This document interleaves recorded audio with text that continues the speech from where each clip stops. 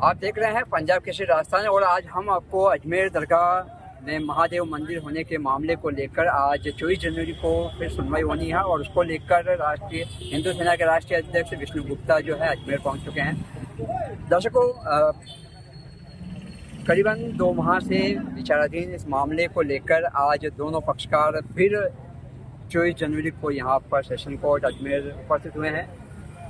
Ajmer session court पश्चिम में जो न्यायाधीश है मनमोहन चंदेल, उनके द्वारा दोनों पक्षों की बातें सुनकर और इस मामले पर क्या जो फैसला होगा उसको लेकर दोनों पक्ष अपने अपने जो दावे रखेंगे।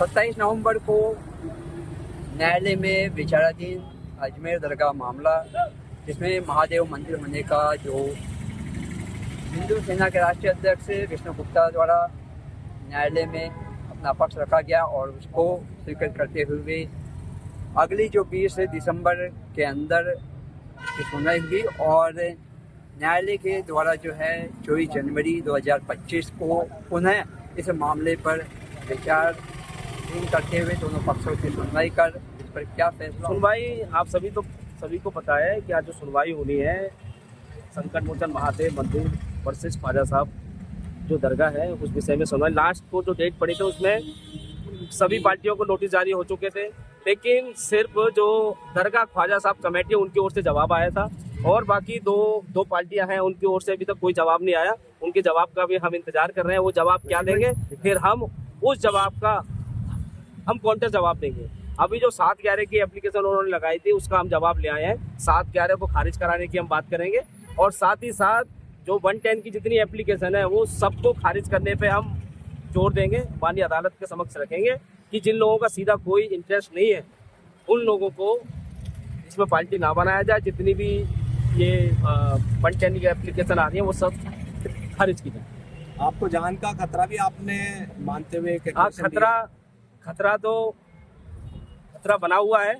और दिल्ली में था, वहाँ पे भी मुझे लगातार धमकी मिल रही। जब मैं यहाँ आया था पिछली बार यहाँ आया था, उस बार मुझे जान से मारने की धमकी दी गई, फ़ोन पे आई, लेकिन अभी तक उस धमकी पर कोई कार्रवाई नहीं हुई, ना ये FIR हुई, ना तो धमकी करने वाले को आज तक अजमेर पुलिस अरेस्ट कर पाई है।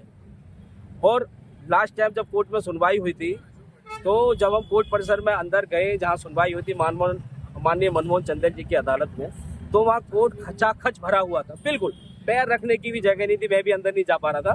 तो वहाँ पे उस भीड़ का फायदा उठा के कोई असामाजिक तत्व कुछ करे, कुछ कानून व्यवस्था खराब करे, इसकी चिंता हमने माननीय जिला जज के समक्ष रखी और कहा जब इस कोर्ट की सुनवाई हो उस समय सिर्फ इस कोर्ट केस के संबंधित जो लोग हैं उन्हीं की एंट्री, सिर्फ हमारी यही माननी जिला जज साहब से फरियाद। आज कोई नए दस्तावेज पेश करने जा रहे हैं? अभी कोई नई दस्तावेज हम पेश नहीं कर रहे हैं, बहुत सारे दस्तावेज और भी मिल रहे हैं हमें, हम ढूंढ रहे हैं। जरूरत पड़ने पे समय पर हम नए दस्तावेज माननीय कोर्ट के समक्ष लाके ऑन रिकॉर्ड हम पेश करेंगे। अभी सिर्फ जो 7/11 का जवाब हम फाइल कर रहे हैं और साथ साथ इंटरवेंशन जो आई है उन सबको खारिज करने की बात कर रहे हैं, उसका जवाब पेश करें। अभी तक आपने कौन से डॉक्यूमेंट आधार के रूप में यहाँ पे? ऐसा है, आधार के रूप में लगाए वो कि आप सब लोगों को पूर्व में भी पता है, मैं फिर बता देता हूँ।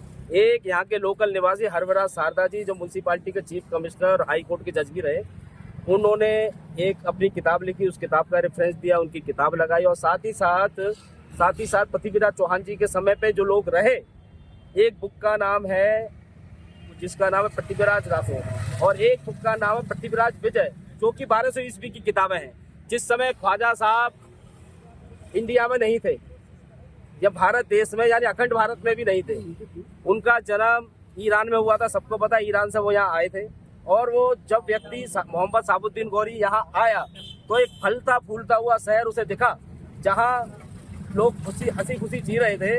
उस शहर को इन जिहादियों ने वहाँ से बैठ के टारगेट किया, हमारे मंदिरों को लूटा तोड़ा और हमारे जो राजा थे, हिंदू राजा, राजपूत राजा, उनकी धोखे से हत्या की, सबको पता है।